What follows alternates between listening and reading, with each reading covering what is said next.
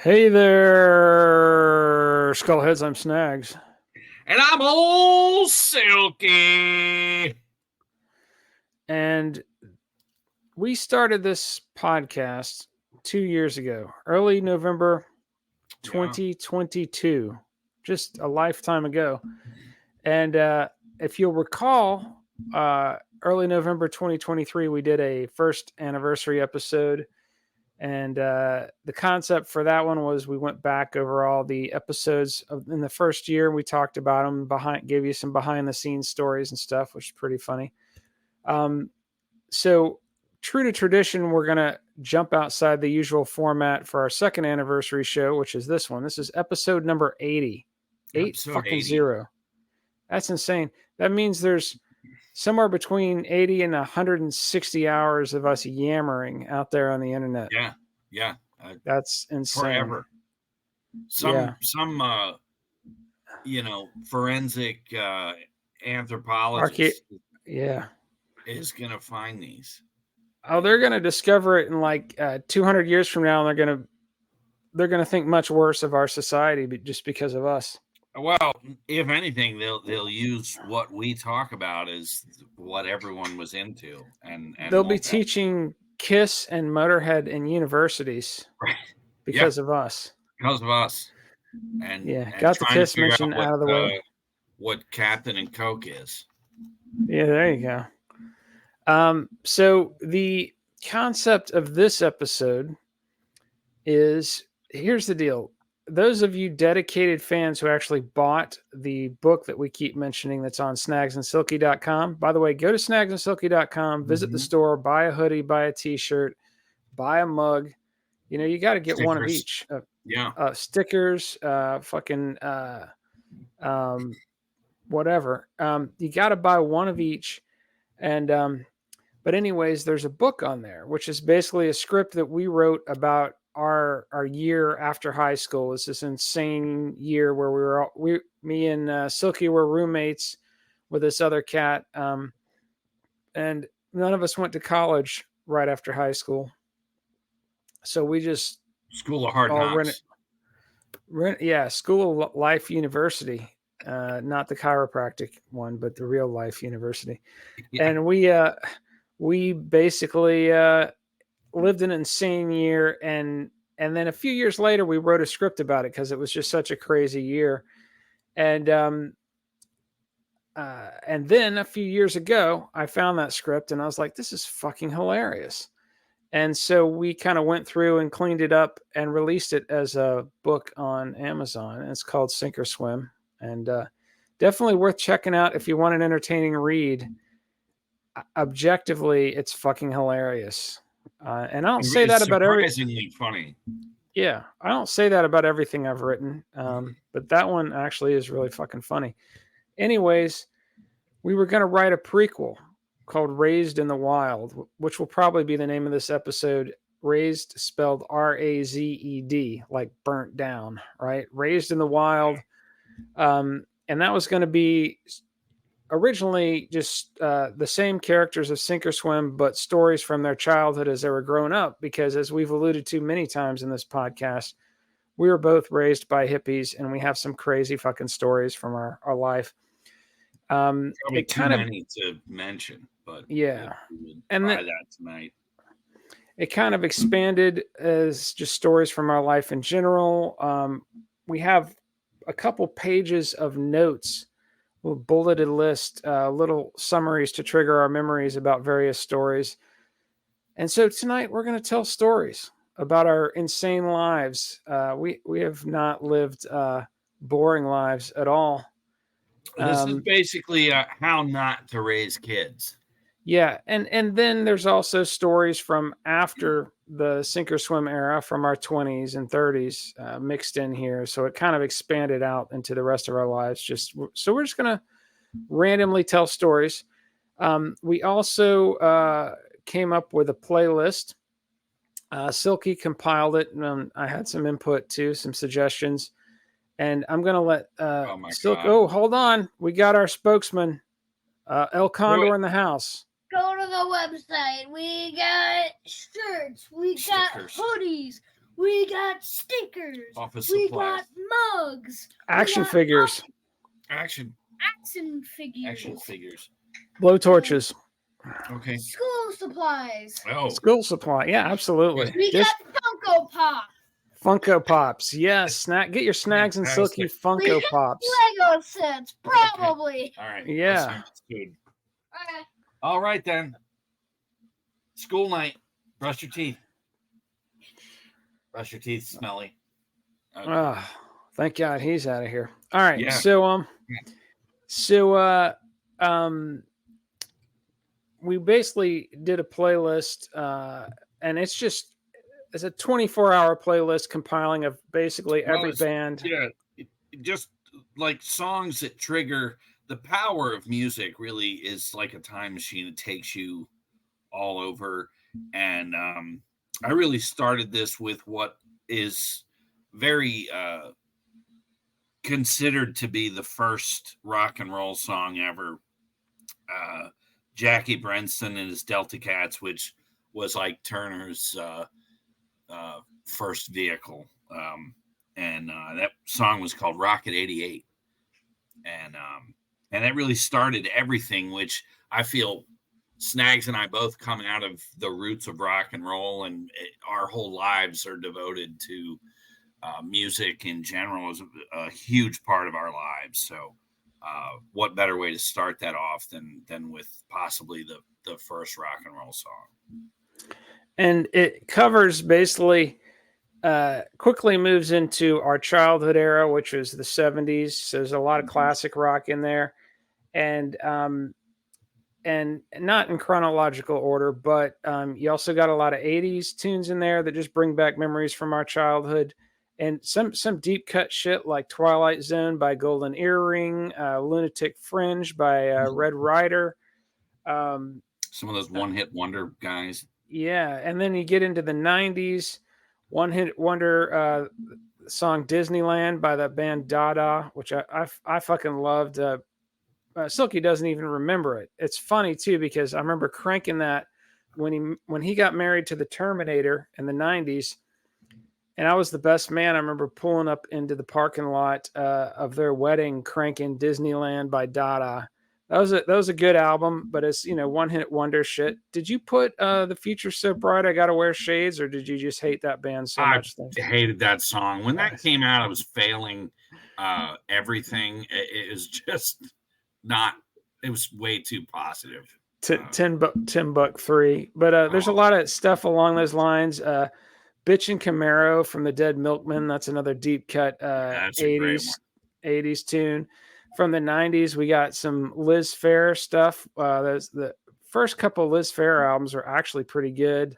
We actually saw her at the we went to we saw. No, I think it was Center Stage. Center Stage. Yeah, we saw her at Center Stage, and she had a crushed velvet she was couch. So fucking sexy. She is filthy. Yeah, and that was before she went pop. Those first couple albums are actually pretty fun. Exile and Guyville. Some other deep cut 90s stuff like Mazzy Star and Morphine and Galactic.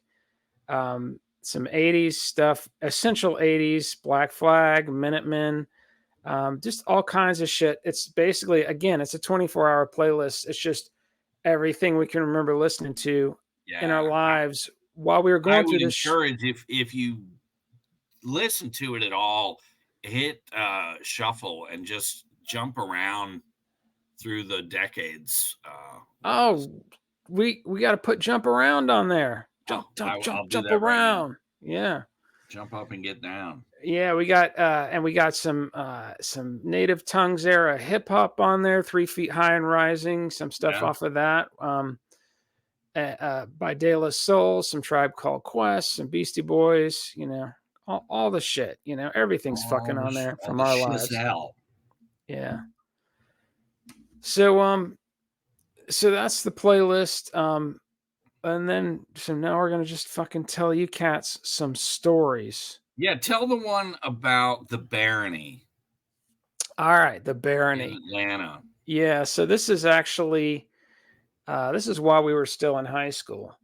And you, Silky, feel free to chime in since this has to do with your dad and his Yeah. girlfriend. So my dad had been seeing this girl, or trying to, and he that itself is a good story. Tell that part of the story he first. offered to take her to he offered to take her to Jamaica.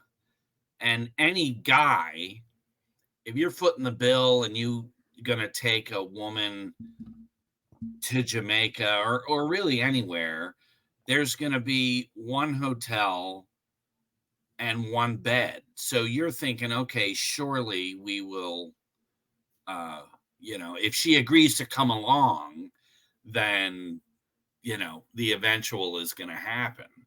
And that is not always the case, because they went to Jamaica.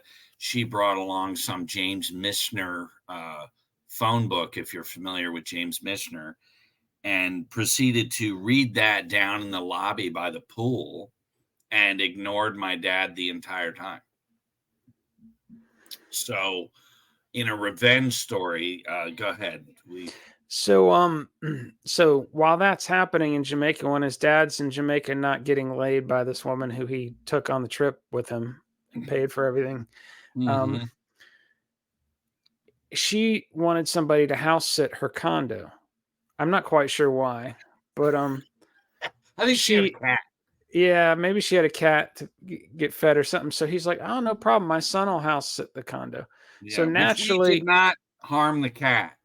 Naturally, yeah, there's no animals were harmed in this story, but naturally, Silky's, calls his friends, "Yo, I got keys to this condo," and it was a nice condo in this high rise, and so it was basically party time in the condo, and we ended up doing all kinds of crazy shit while we were there.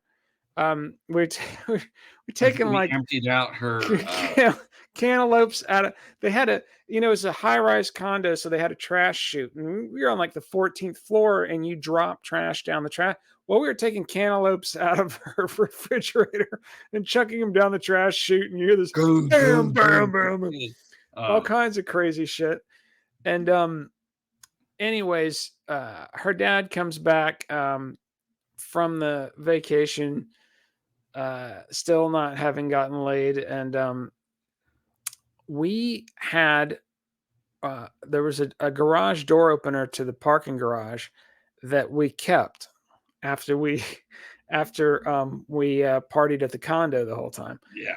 And so me and Silky and our friend, a friend I grew up with, probably my two best friends are Silky and this other cat who shall go unnamed to protect his anonymity. We don't want our influence to ruin his. I think the statute of limitations has expired on all this shit, but we're sitting around a couple weeks later after the woman's back in her condo, and what are we gonna do tonight? And this is before the internet, before social media, before streaming. Kids had to be creative. So we're like, we still got the garage door opener from the condo, and I got some firecrackers. This is who gets these ideas. I got some firecrackers.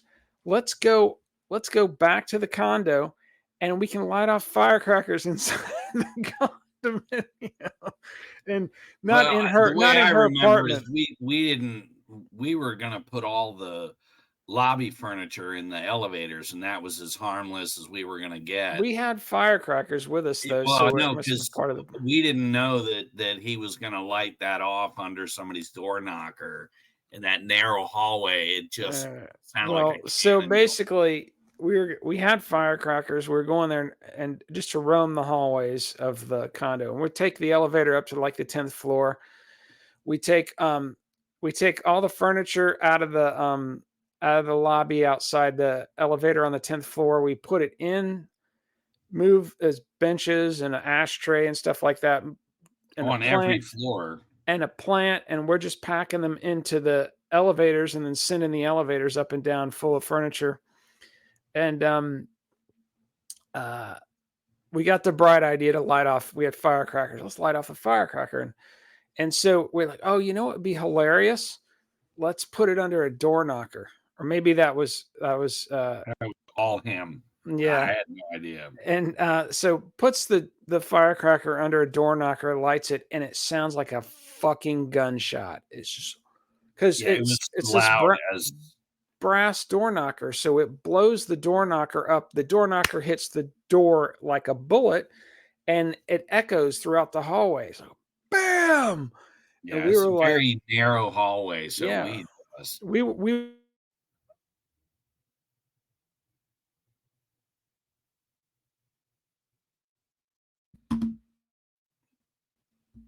Sorry, my mic keeps getting. Yeah, my mic got disconnected. We were surprised that a firecracker under a brass door knocker made a loud noise in a narrow hallway. That's how genius we were. So where for the sound to go. We just hauled ass at that point, knowing that we were in trouble, and we started pressing the buttons on the elevator, and our genius friend presses the up button.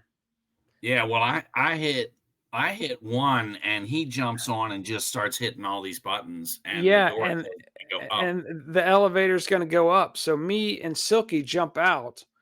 Our friend goes up, and we run into the stairwell, and we start running down the stairwell, laughing our asses off, loud as shit. So, loud as shit. And we hear and we get down to the garage. We're literally 30 feet from my car, and we hear somebody coming down behind us, and we think it's our friend.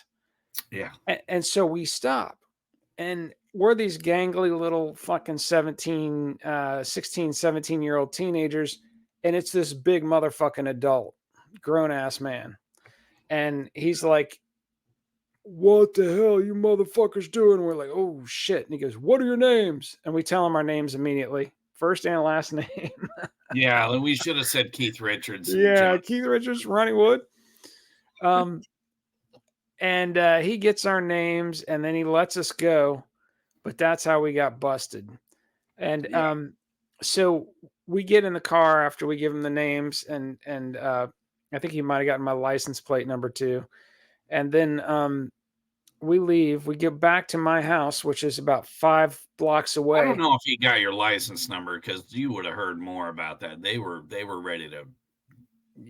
Yeah, I don't remember, but we get back to my house. It's about 5 blocks away, and we're sitting out on my front porch, and my other friend about 2 hours later walking down the street to the front porch, and he said he went all the way up in the elevator, and then all the way back down, and runs out. The condo was like fenced in, right? So the whole property was fenced in, and we only got out because we had the garage door opener, and he runs out like a side door, and he's in the yard of the condo, like a courtyard. And he said there were people leaning out of their balconies, pointing down at him. There he is. There he is. Oh, Jesus Christ. Yeah. And he ran and climbed over the fence and took off. Yeah, and he went through Vietnam to get home. Yeah. And so what happened to you once you got caught? You got some you guys drop me off, and I walk in, and my dad's up, like, get in the house, and I'm like, oh my God, somehow he knows. And you guys were like, okay, see you later, and take off, and I'm like, son of a bitch. Yeah. And he's like, bring me your amplifier. And I'm thinking, not my stereo. I'll take him my guitar amp, and I take that to him, and he's like, real cute, your stereo, and I think he ended up just taking my speakers, which was fine because I had headphones, and I just still listened to my stereo, which, so he thought he was going to really get me, but teenagers, Crazy times. Yeah. Tell the story. I'm just randomly, you had something about, you had a pretty pretty eventful childhood, a little bit more on the dramatic side than the comedic side. But Mhm. tell the story about when you were growing up and your basement flooded and you were living in the car and you had to wash your Oh, hair at the yeah, gas so station. I was like 5 or 6, and, the water heater, burst. We were in the bottom apartment of this, 3-floor place, and, the water heater burst, and literally, uh, a foot of water all through the basement, and, we basically had nowhere to go. Now my mother could have taken me to my grandmother's, um, you know, and for all I know, maybe she did. But what I remember is quite for at least a month or two, um, we lived in my mom's Gremlin. So we would ride around, uh, park the car at the in the Sears parking lot, and I would sleep in the back seat, and then she would wash my hair in the local gas station, and I would get out of the car to go to school, just ready to beat some kid's ass because I was convinced that the kids knew that I was, sleeping in the car. So at a very young age, you feel very self conscious about uh, how shit was. So really, really good times. Yeah, my hippie childhood, we were never living out of a car, but it was still pretty crazy. I remember my dad, um, he used to give us me and my friend Brendan. He would give us toy spears, and how you got a toy spear was you went down to the drugstore, you bought an American flag. The American flags, and they were on these wooden sticks with a little pointy tip, and Right. you burn the American flag off of the stick, and you got a toy spear. And that's the guy that my dad. One time we were at this parade in downtown Atlanta, and this is God. We must have been me and my friend Brendan must have been like 5, 6 years old, and Hmm. it's this big Fourth of July parade or something in downtown Atlanta, and we're standing on the sidewalk and we're watching all the floats go by, and there's this set of bleachers with all these dignitaries sitting in the bleachers, and Hmm. we asked my dad, hey, Dad, can we go sit over there? They've got seats to sit on. And my dad goes, um, well, I don't know if the pigs are going to let you sit there. That's where the pigs sit. And we're like, well, can we ask him? And he's like, oh yeah, go ahead and ask them. See what they say. So we walk up there and we're like, hey, pigs, can we sit up there? And Oh, my, Jesus. my dad like grabs us and pulls us. You don't call them pigs to your face. Jesus. Fucking hilarious. Uh, so I'm looking at one here. My mom used to date this drug dealer, and we would go Classic. we would go over there. His name was like uh, Clay or something. I remember I hated the guy. He didn't like me either. But we would go over there, and she would be off in his room, and there was like nothing to do in this house. No TV on, not just, the woman's bringing a kid over. Let's keep the kid entertained, But anyway, uh, the guy had this massive aquarium in the front with this python in it, and I think this adds to my fear of snakes, but I would sit in this front room and look at this snake, and then if you couldn't see it, I was convinced it was going to get out, uh, and come after me. But there was so much pot smoke in this place, and I had drank like a gallon of iced tea. I had just discovered iced tea, and it was so amazing. I probably drank an abnormal amount of this iced tea, and wasn't feeling good. And I went into this room that I thought was the bathroom, and I was just high enough where my head was even with the bed. And I walked in and proceeded to just vomit, and like projectile vomit sweet tea all over these open bags of pot that were all over the bed. So I ruined like a good, Oh, Jesus. Couple of grams of pot, or whatever the measurement Ounces. was. I think It was cocaine is grams and pots is in ounces. Yeah. But it was a lot of open bags of pot that I just, in a half circle of vomit, just destroyed. I'm sure they were ready to kill my ass, but Tell 70s. tell the story about how your mom thought how you found out your dad died in 1980. Oh yeah, 1980 December, and we kind of talked about this on the Beatles episodes. Sure, but not everybody's listened to that. So. Yeah. I remember almost like you're still asleep, but you hear the news on, because I swear I was thinking about John Lennon, hearing that John Lennon had died.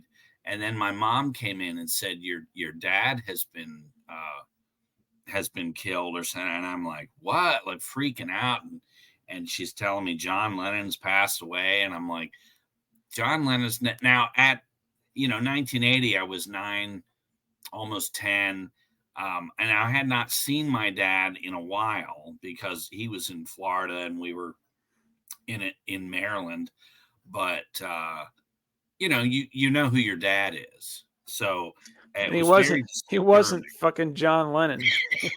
No, not at all. But yeah, that was, and then just throughout. So to cut to the chase, she was convinced that she slept with John Lennon. Yeah, it just, and that you were the spawn. There was this bitterness towards my dad, and I don't know. Some of these parents will tell their kids anything they can to try and, send them down. It just strange, very strange.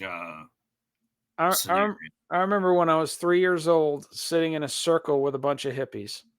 Right. And it was over at my dad's house because basically earlier that year, my parents were still married, and I remember they used to have arguments, and I remember looking up at the kitchen table.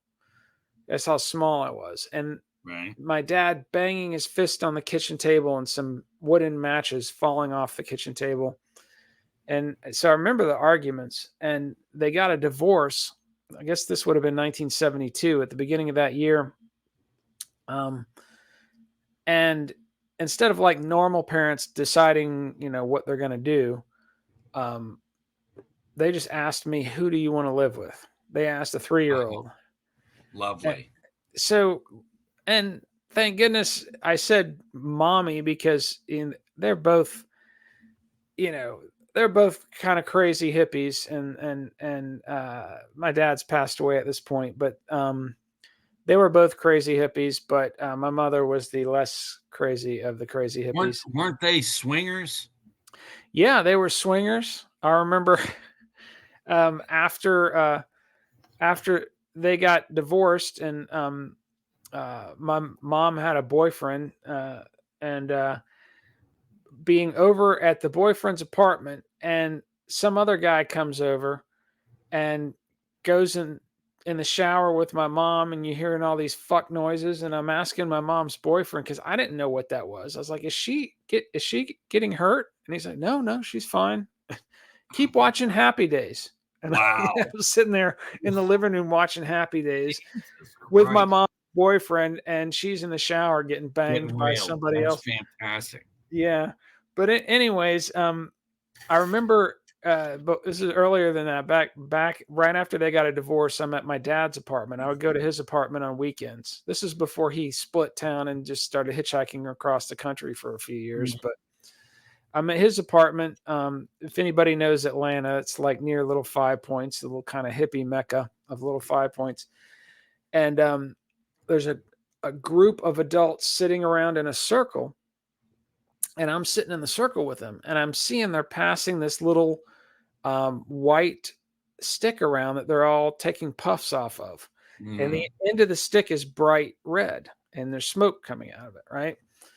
And as the joint, and I'm 3 years old. Let me just repeat that. And as the joint's coming around the circle, as it gets to me, they all look at each other and like, let's let the kid take a toke.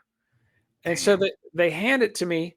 I grab it, and of course, the bright end is the more interesting end. So I'm about to put the bright end in my mouth, and they grab it out of me. Oh, maybe that's not a good idea. Jesus Christ! You think that's not a good idea? You fucking hippie maniacs. Again, how not to raise kids? Right. What's this Okefenokee ride at Six Flags? That's my first kiss. Let's tell that story. Let's see here. I forget what the girl's name was, but basically, I had my first girlfriend in high school was 9th grade. Yeah, this is 9th grade in high school, and we went out for a little bit, and I don't think we ever even kissed. It was like just this kind of sweetheart thing. It lasted about a few weeks, really. It wasn't, but she had a friend. She would call me sometimes, and her friend would be over at her house, and I'd be talking to both of them. So after Katrina was the name of the first one. Mm-hmm. So after me and Katrina break up, her friend calls me and it's like, yeah, I heard you and Katrina broke up. And so I'm talking to her friend on the phone. Finally, I'd never met her friend. I was like, let's go to Six Flags. It's a local amusement park. And, let's meet at Six Flags. And so we basically I take the MARTA, the rapid transit thing, down to Six Flags, and I meet up with this girl, and she has her little sister with her. So I'm on a date with this girl, and she has her sister, and she wasn't. Katrina was cute. This girl, this first time I'd met her, wasn't that cute. She's a bit kind of redneck. And I remember her sister walking up to me and going, she's really self-conscious because her left tit's bigger than her right tit. Oh, and so we go in the Okefenokee ride. And the Okefenokee ride at Six Flags is one of those like funhouse rides where you're on a little car that goes through this dark tunnel thing, okay. And they have all these freaky little swamp creatures, and they're electronic, and they're singing Okefenokee songs and stuff like that. But it's dark, and so that's the kissing ride. And man, she grabbed the back of my head and just it was like just fucking tongue city. So that was my first French kiss. There you go. Yeah, that's funny as shit. Yeah, that was fucking hilarious. What's the one about the old lady? Oh, the old lady and the dog. So there's this old lady who lived across the street. Same era. This is high school. I was living in Buckhead, and there's this. I remember that house. Yeah. When we first met, that's where I was living. So, me and my friend Arthur is the name of the guy from the firecracker story and the condo. Me and Arthur are walking down the street of my house, and there's this old lady who lived across the street, and she had this nice, cute little puppy dog, and she would let it out of the house, and he would go pee and do his thing and then come back to the door, and she would let him in. Well, he runs out in the street, gets hit by a car, fucking dead. Jesus. And that was a busy road. Not really, no. That road wasn't very busy. Yeah. It was near a busy road. So I see it. My friend Arthur sees it. My mom was there. She saw it. And the car stopped. And this is like right in the middle of the 80s. Total like this yuppie businessman in a BMW. Correct. And he stops and he gets out of the car and sees the dog. And the dog was still alive. He's kind of, really fucking sad. And he's like, I'm sorry, is there anything I can do? And my mom's like, yeah, you can take him to the vet. Yeah. And the businessman, coked up 80s businessman was like, oh, I can't really do that. I'm late for a meeting. And he gets in his car and drives off, and my mother's just living like fucking yuppie scumbag. But the dog died. The next 10 minutes, the dog just dies, Yeah. He's on his way out anyways.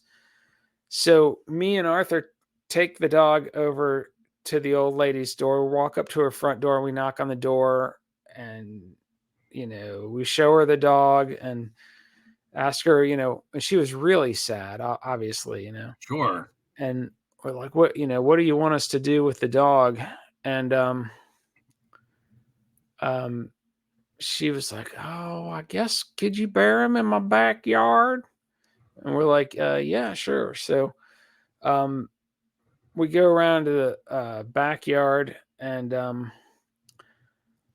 she gives us a shovel from her shed, and we start digging a hole.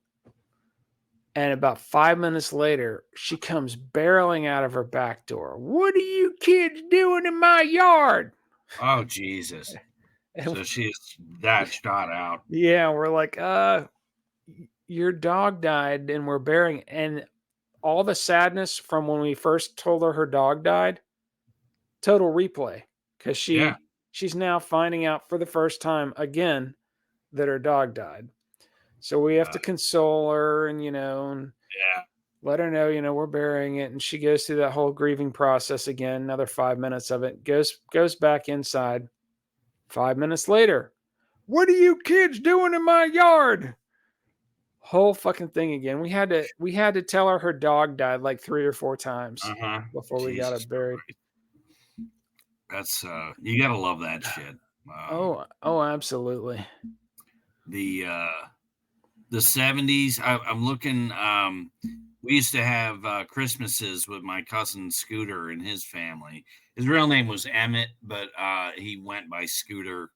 Probably something he did as a baby. But we would go there, and it was your classic 70s kind of everybody goes to sleep. It's Christmas Eve, and I always got stuck in this side room that had a grandfather clock, and the chimes would ding every 30 minutes, but you thought, okay, that's an hour.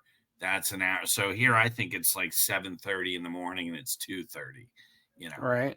Shit's going off. But to this day, Christmas Eve is like a night of insomnia.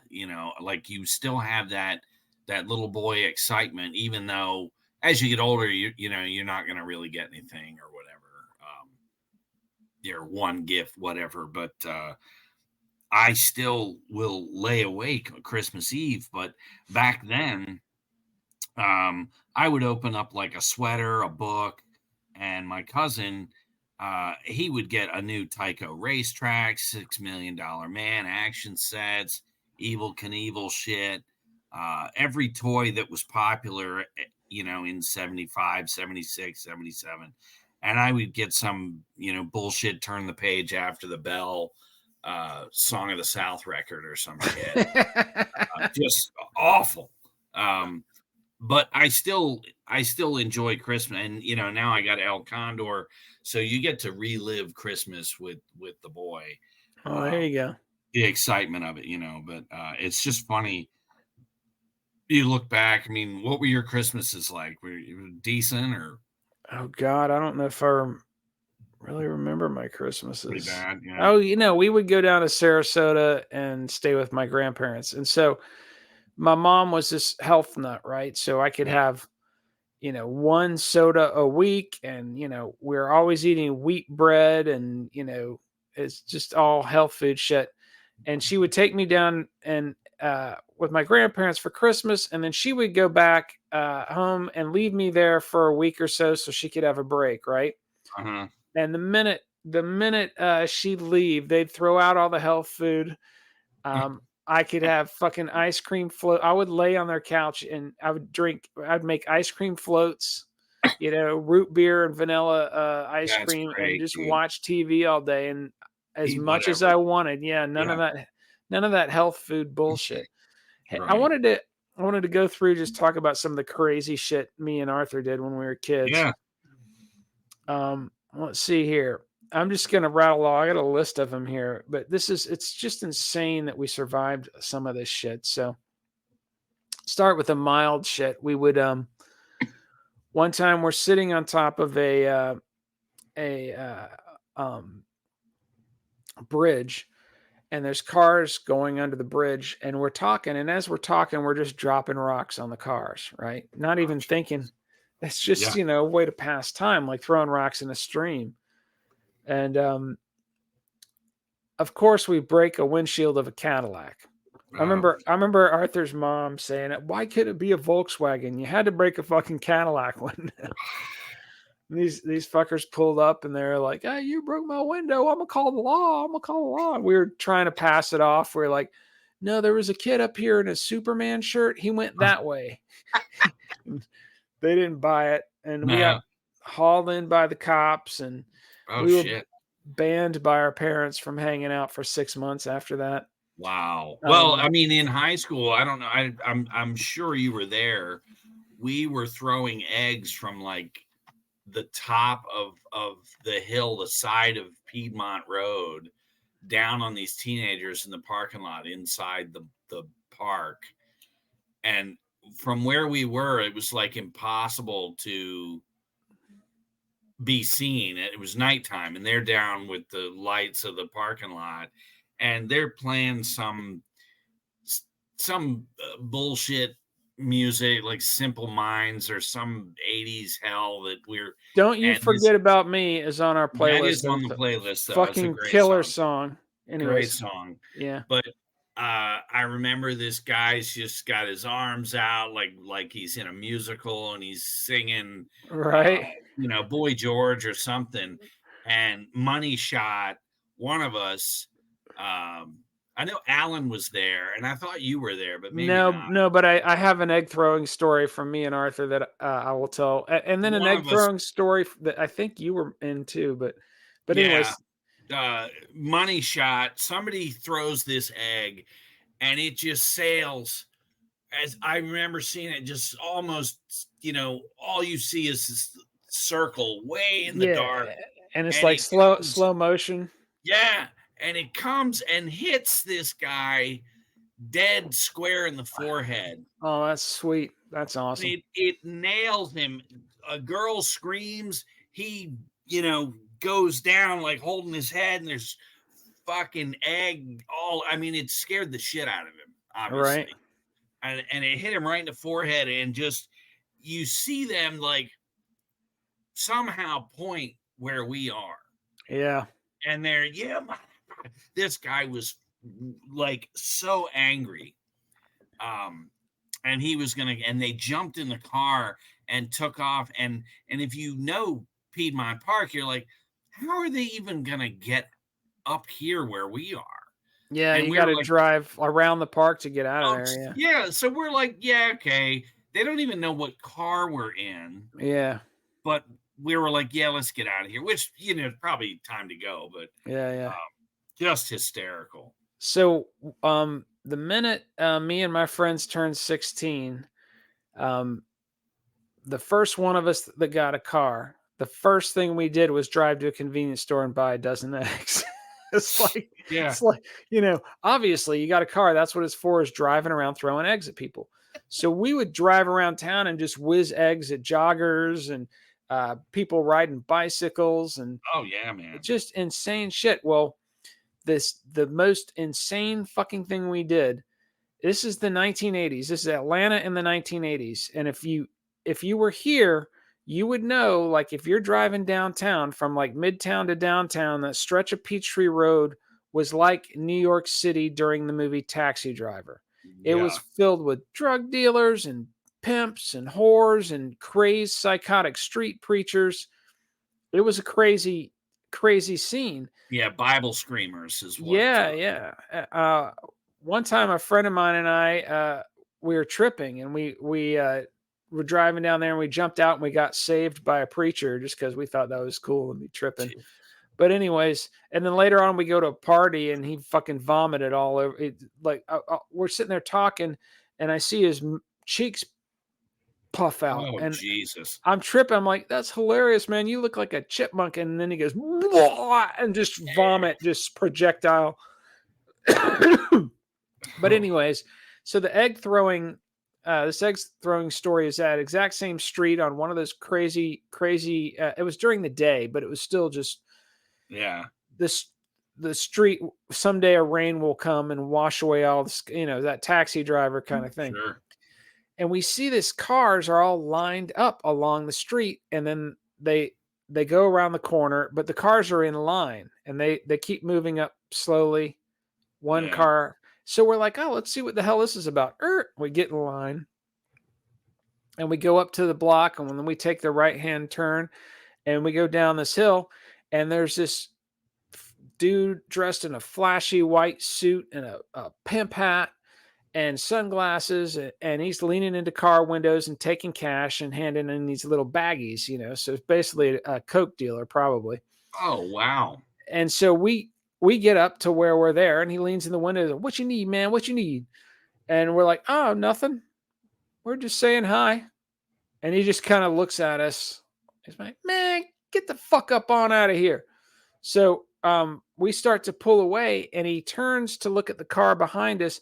And I lean out the window and just fucking nail him right in the back of the neck with an egg. And he's got a really nice suit on, so the egg's like dripping down on. And then we fucking floored it, and I was lucky not to get shot in the head. He could have shot the shit out of you. What the fuck? What the fuck kind of shit, Yeah. So that's the kind of stuff we did. I remember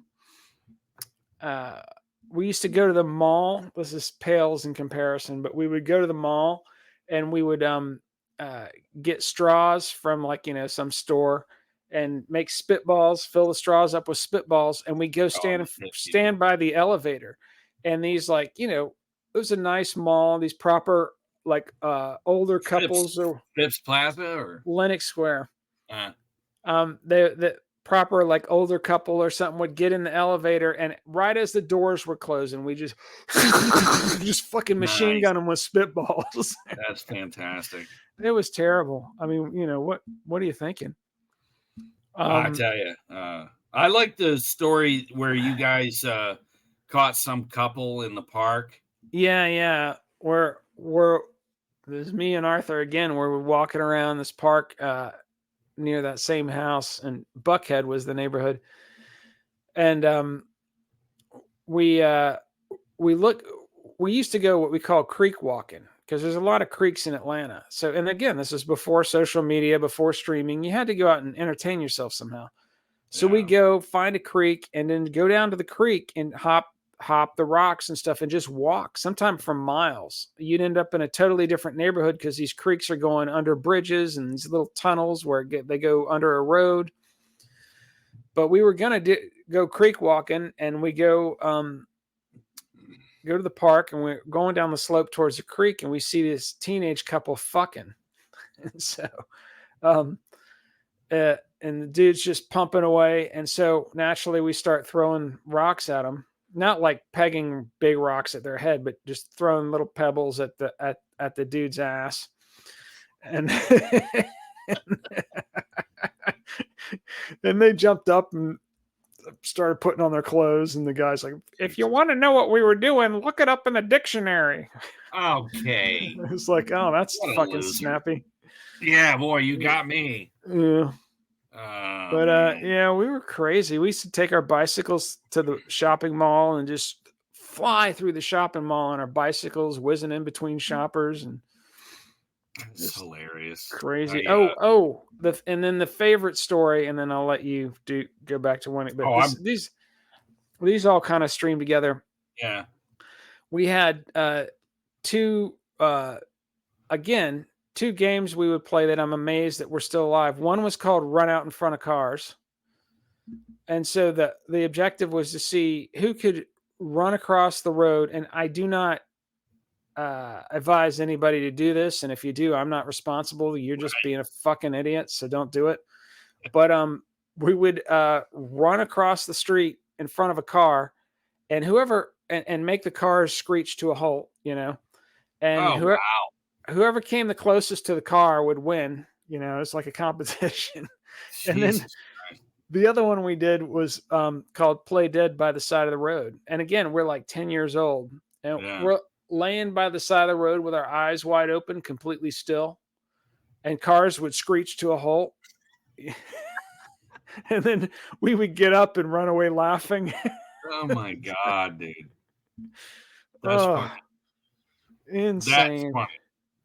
That fucking cracks me up. What about the pot brownies? Again, me and Arthur, my mom being a hippie, sometimes she would make pot brownies, and she basically pointed them out to me and said, and again, I'm like 8, 9 years old. Don't eat these. Kreger, that's what she would call me. Kreger. These are marijuana brownies. These are for grown-ups. If you eat them, you get high. This is like out of a Beavis and Butthead episode or something. Yeah, right. If you eat them, you get high. So do not eat them. So the minute she leaves and my friend Arthur comes over, I'm like, there's this. Eat these brownies. No, it was more sadistic than that. There's this kid. I lived in a duplex. So the bottom of the duplex was me. The top of the duplex was this kid named David. Mm-hmm. And me and David were friends. And the way I met Arthur, me and David are sitting out on his porch one summer hanging out. And this kid walks by and he looks at me and he goes, "Hey, do you go to Bond Daycare?" It was the daycare that I went to. I was like 4 or 5. Right. And I said, "Yeah." And he goes, "So do I." And I said, "Okay." And he goes, "Will you be my friend?" And I said, "No." And my friend David goes, "I'll be your friend." Jesus. And so Arthur immediately pegged David as the sucker. And me and Arthur ended up becoming friends and just picking on David all the time. That's fucking great. So when my, flash forward a couple of years and my mom's lecturing me not to eat the pot brownies, naturally Arthur comes over and I'm like, let's feed these pot brownies to David. So he's living above you, knowing that he's now the butt of everything. Yeah.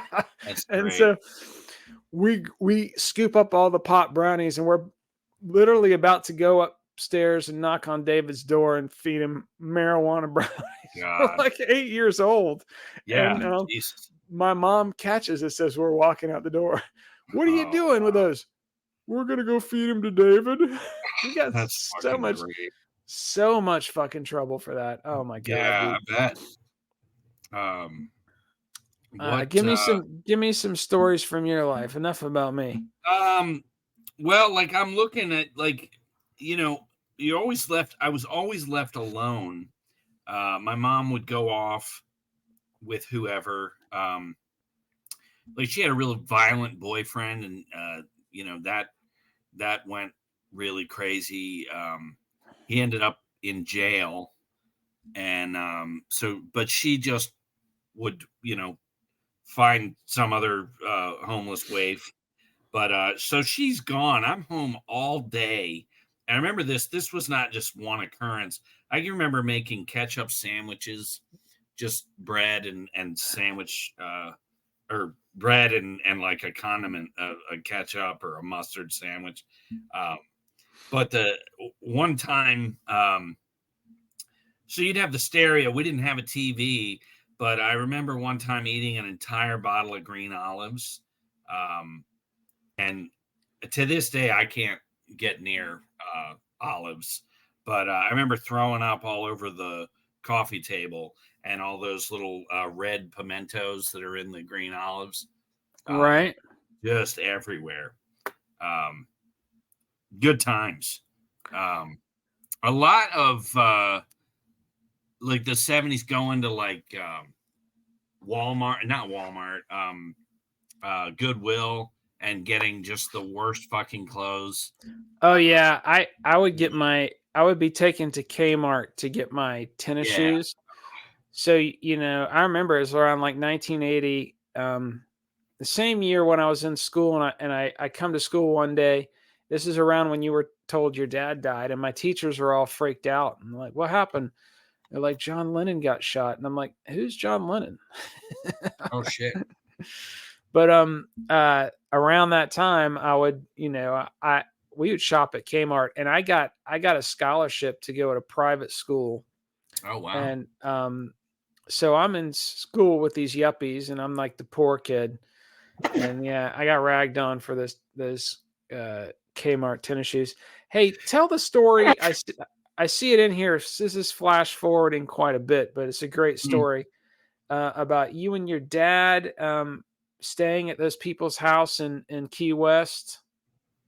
Oh, yeah. So we go down to Key West. How old are you at this point? This is way in the future. 25. Okay. All right. 25.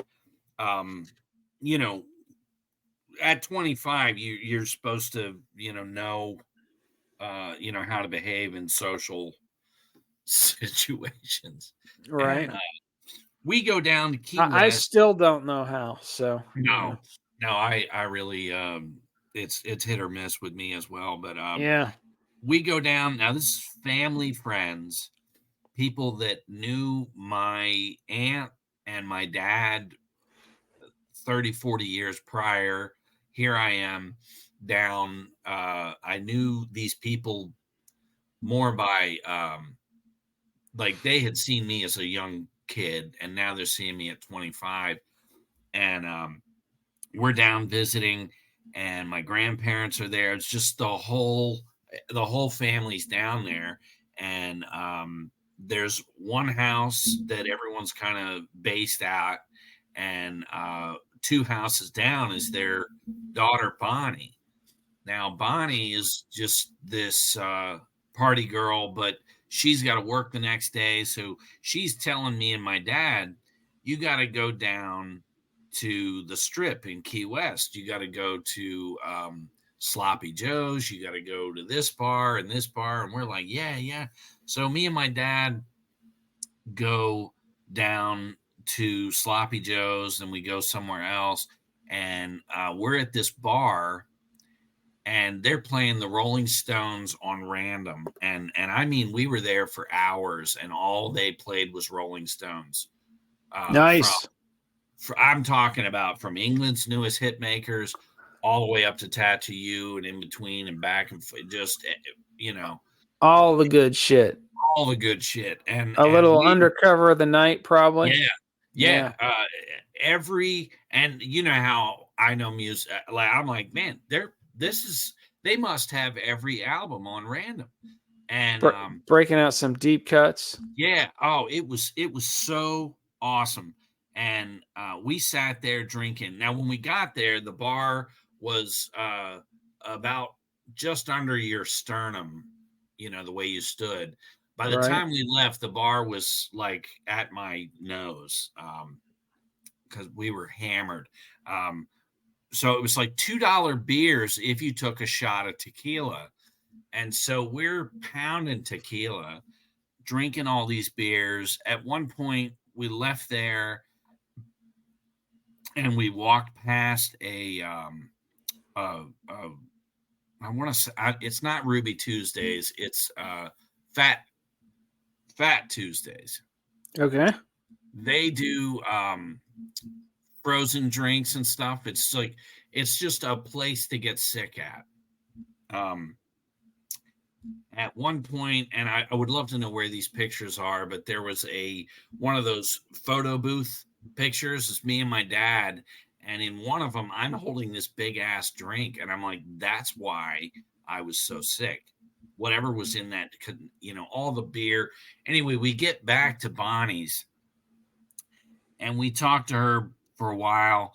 She's on one couch. I'm asleep on this other couch, and I got up in the middle of the night. It was already the middle of the night, but it's like 3, 4 in the morning. I walk over to where her kitchen table is. I turn the chair like it's the door. I lift the placemat on the kitchen table like it's the toilet seat. and proceed to piss all over her kitchen table. And I'm awakened by the light cutting on, and she's screaming, "What the hell are you doing?" And I'm like, normally you have a response for what you're doing. And I'm like, I guess I'm pissing on your table. And she's like, "Well, clean it." And, screaming bloody murder. Yeah, she screamed, "Well, clean it up," right? Yeah. Here I've pissed all over. Yeah, you're just so drunk, you're just whizzing all over her fucking kitchen. Yeah. And then trying to clean it up with a broom, sweeping piss everywhere. It was terrible. And in the morning, you wake up and you hear them down there. Yeah, I did not want to go downstairs at all. I was hiding, and my dad finally comes like, "What is going on?" And I start to tell him what's going on, and he's dying laughing. But it was the worst hangover I think I've ever had. Did you go down with them to eat breakfast, or did you just slink out the back door? I stayed in that room all day. I did not come down. I didn't want to see anybody. And then my dad came up and said, "Look, you're coming down." Now I know he went down and told everybody. He is so embarrassed, all that. So they set up hey, we're all going to dinner and you have to come to dinner. And I get there and all the seats are taken. And I'm sitting directly across from Bonnie. Like they totally oh man. And I'm just like, and it was pretty bad. That's fucking hilarious. 25 years old and no different from when they saw me at like 2, So I got a few more I definitely want to hit in this episode, and and this is from later in life again, jumping around a bit, but in my 20s I worked at this software company, and a lot of crazy stories from that software company. This is in the 90s. It was kind of like that movie Office Space, but on acid. Right. Like I had this boss who was kind of paranoid. She was always thinking people from other departments were plotting against her. I love it. Remember one time this is early 90s, and we were developing tutorials to teach people how to use Word and Excel and stuff. And this is my first real job. I got hired straight out of a health food store because she felt she would hire people that didn't have experience in the industry so she could control them. She was kind of insecure. And so you didn't have to have any skills. They had their own little software system to put together the software, and she would just teach you how to use that. And she got we had a network, and we had all these tutorials on the network that we were developing, and somehow the drive, you can name a network drive whatever you want. It can be the H drive, it can be the Q drive, whatever you assign it. And somehow her drive letter got changed. And so she was like, "Oh, this used to be the Q drive. Now it's the H drive." And she's like, "But there's this other H drive over here, and all our tutorials are on there. Someone from another department's trying to steal our," and she deletes all the tutorials off the network. Oh my God. And then she realized that was the only drive. It just had a different number on that computer, a different letter. Oh wow. And just stuff like that. She's crazy. She would walk her dog by she'd bring her dog to work, let the dog sit in the car all day.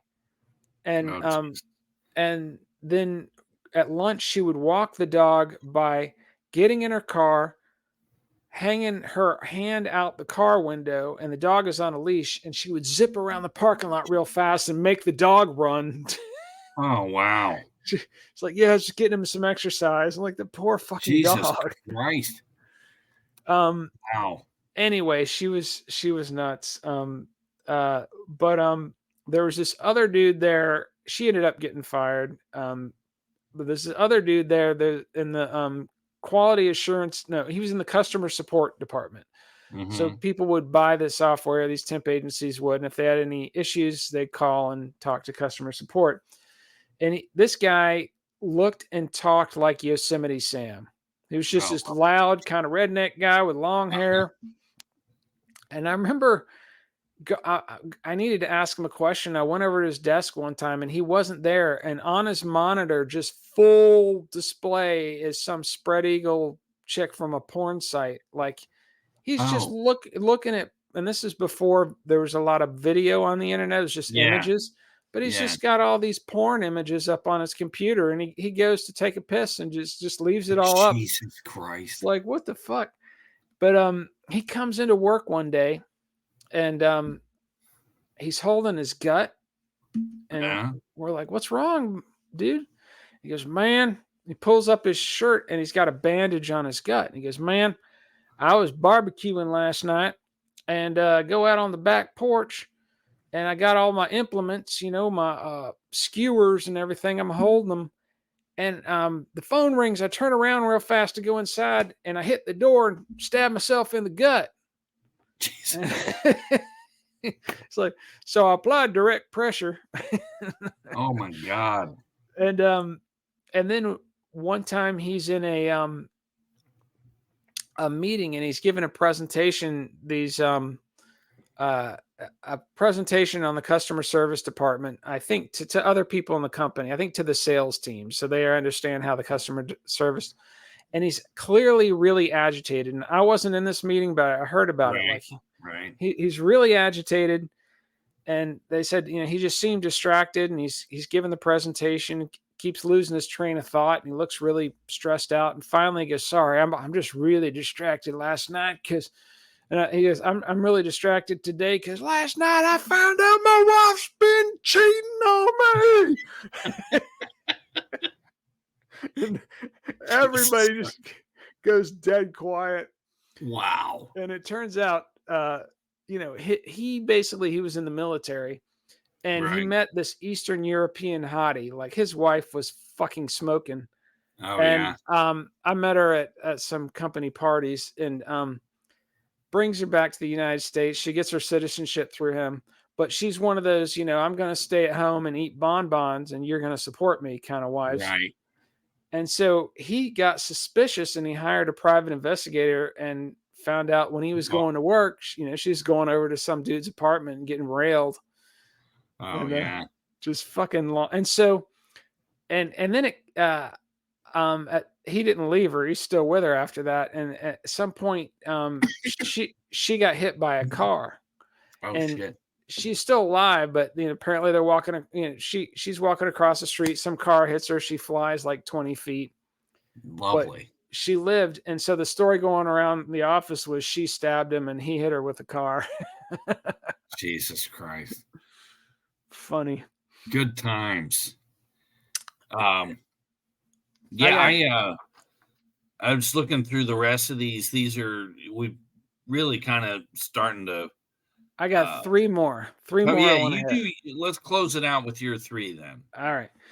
So this is one story from the time where we were living in the animal house right after high school that did not make it into our script. Okay. So there's a lot of stories from that year that we're not covering here that are in the book Sink or Swim on the website. Just as entertaining as some of the shit we're telling you now, but you got to buy the book to check it out.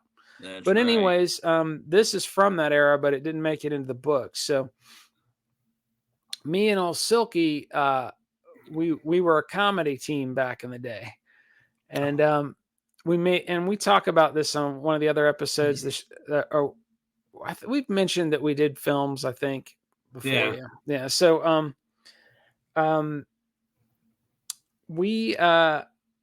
there was this local dude named Deacon Lunchbox, and he was a poet. He was a redneck poet. So he's like, again, this big Yosemite Sam type of guy, totally different guy from the other story, and he would bang on trash cans and yell out redneck poems, and he would open for bands and stuff. He was quite the quite the guy on the scene. Local celebrity for sure. Yeah. He ended up dying in a car wreck, which was a terrible story. But he's hosting an open mic night, and we knew him. And we were like, hey man, we got a comedy. Can we do a comedy routine at your open mic night? He's like, yeah, sure, man. So then we're like, oh shit, we got to come up with a comedy routine. And being the slackers that we are, we just didn't do shit for, the week. Well, we would come up with material at 2 and 3 in the morning when we were just what we did. We procrastinated to the point where it's the night before the open mic night. Yeah, and we come up.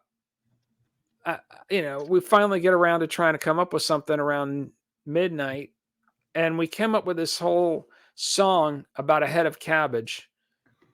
Yeah, terrible. The chorus is leafy, leafy, leafy, leafy, leafy, leafy, horrible. Leafy, leafy, leafy, head of cabbage. we at 2 in the morning, we thought that was fucking hilarious. Yeah. And we had this whole routine where we pretended like we were driving and a bunch of stuff that just really wasn't funny, but we thought it was hilarious.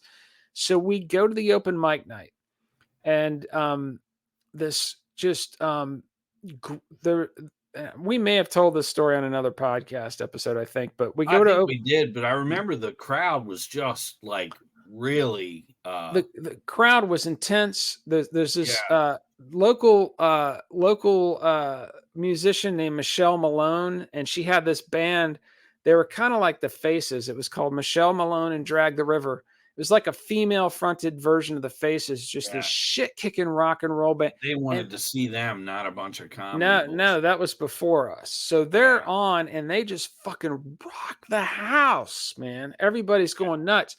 And the band after them was called I Rock and the Funk Coalition, James Brown type stuff. Wow. And it's just packed with all these frat boys and rednecks and bikers.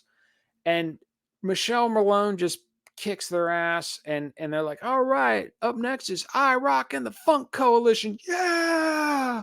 While they're setting up, let's bring on the comedians. And I remember looking at you like, dude, we need to get the fuck out of here. Like, nah, man, let's do the bit. While all this is happening, we're cornered in a booth by this Vietnam veteran. Yeah. Who's like, we're waiting to go on, and he's like, oh, y'all are comedians? We're like, yeah, and he's leaning. We're in the booth, leaning back against the wall, and he's kind of leaning towards us. Y'all better make me fucking laugh. Big biker motherfucker talking about, yeah, I did 2 tours in Nam, and I remember you telling me later he went back, and clearly disturbed post-traumatic stress veteran type, and he goes, and they're like, bring on the comedians. And we're like, oh, we got to go. And he goes, oh, y'all better fucking make me laugh. And the whole crowd starts booing immediately. Before we even get up there. At this concept of comedians, because they want to hear I Rock and the Funk Coalition. Yeah.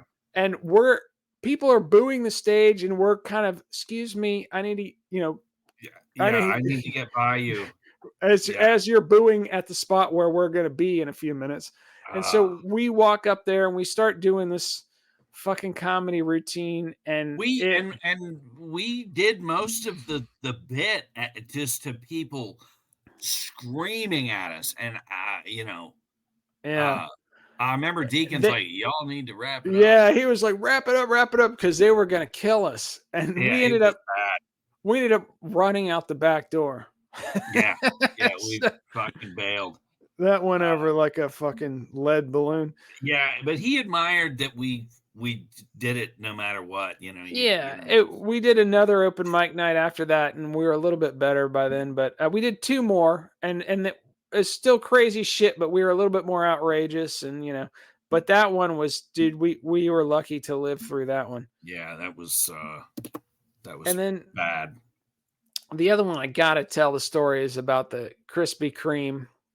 I was going to ask you what that was about. My visit to so in the early 2000s, I leave that software job and I inherited some money from my grandparents, and I'd always wanted to work in film. We had made these short films when we were younger. We wrote that script, and I wanted to, wanted to become a famous director, basically. Mm-hmm.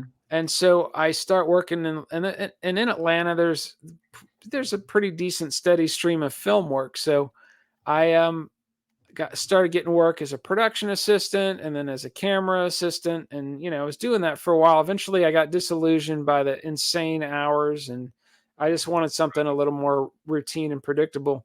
But, so one of the jobs I got was working on Dave Attell's Up All Night, which was this show where Dave Attell, comedian, he goes into a city and he sees what the hell is there to do in the middle of the night. And they, so he's in town for a week. He's shooting during the call time is like, it's like 8:00 at night until 8 a.m, basically was the schedule. Right. And so I'm, having to sleep all day and then get up at night and do this thing. And, did some interesting shit. We went to the Claremont Lounge, which is Atlanta's. Imagine if David Lynch and Tom Waits started a strip club, that would be the Claremont Lounge. Oh yeah, totally. Crazy, fucking strip. A lot of older strippers who kind of retire from the real strip clubs, and they're and it's like this little hipster hangout. So that was fun. But I think it was the same night. We start off at the Martin Luther King Center. And I really, really needed to shit. Like we get there, and the Martin Luther King Center is closed, so they're just shooting all this stuff outside of the King Center. There's a fountain out there, kind of peace fountain and stuff, and they're shooting around but there's no way to go in anywhere and go to the bathroom. And we're there for like an hour and a half, and I really needed to shit. Right. And so we get in the bus. We had a little caravan of vans, and like, all right, next step is a Claremont Lounge. It's quite the contrast to go from the King Center for Nonviolent Social Change to the fucking strip bar. But that was the next stop. And so we're in the van, and I'm literally leaning back in my seat, kind of trying to straighten out my body like a board. Oh yeah. So I don't want to shit my pants. And the whole way, the Claremont Lounge is a fucking dive. So the whole way there, I'm thinking, oh great, I'm going to have to shit in the toilet at the Claremont Lounge. Oh. It's a fucking nightmare. I've only pissed in those toilets, and it's a nightmare.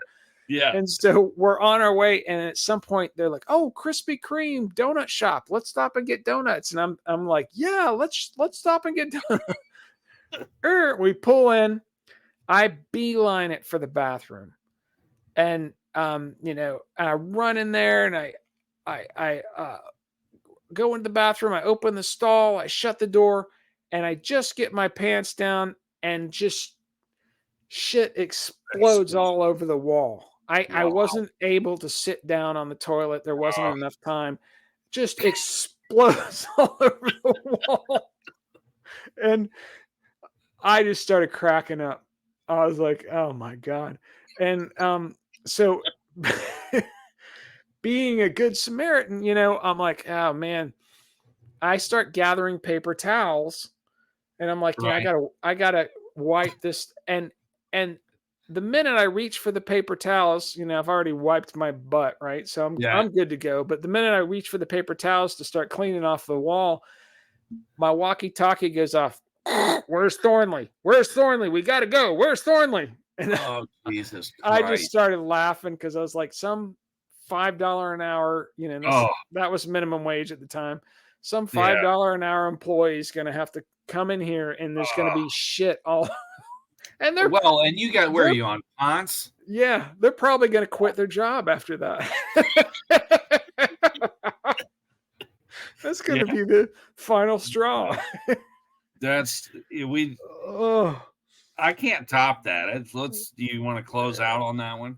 I want to close out on how I moving to LA, my yeah. adventures in LA, because at the end of that, I moved back to Atlanta, and Right. the very next chapter is Sink or Swim, leading into Okay. Sink or Swim.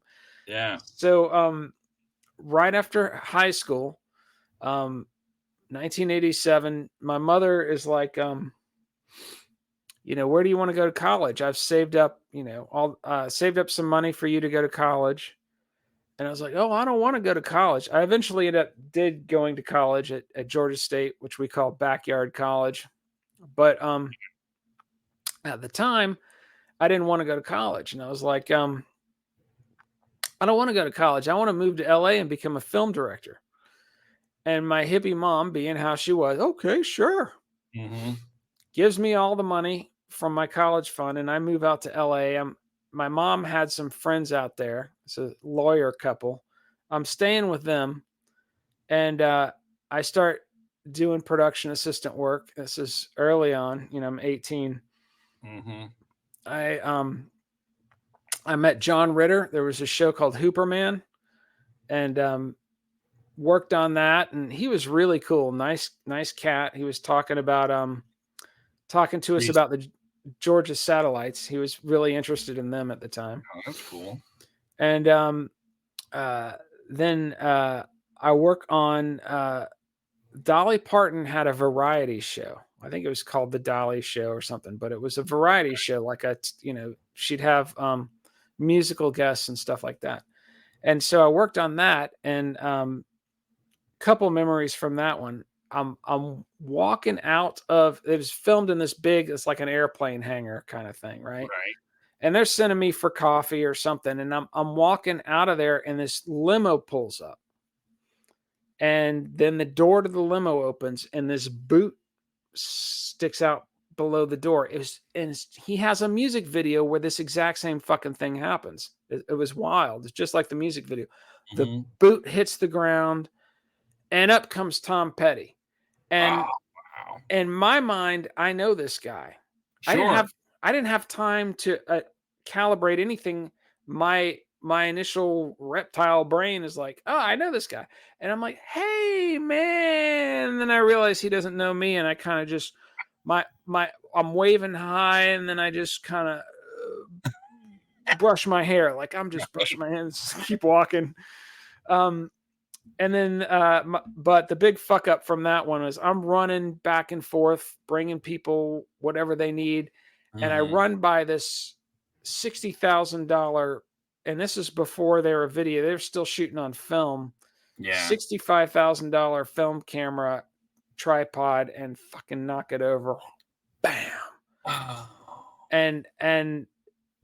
And I stop and look back, and they're like, someone was like, did you knock that fucking camera over? And some dude covered for me. He was like, no. Something's wrong with the tripod.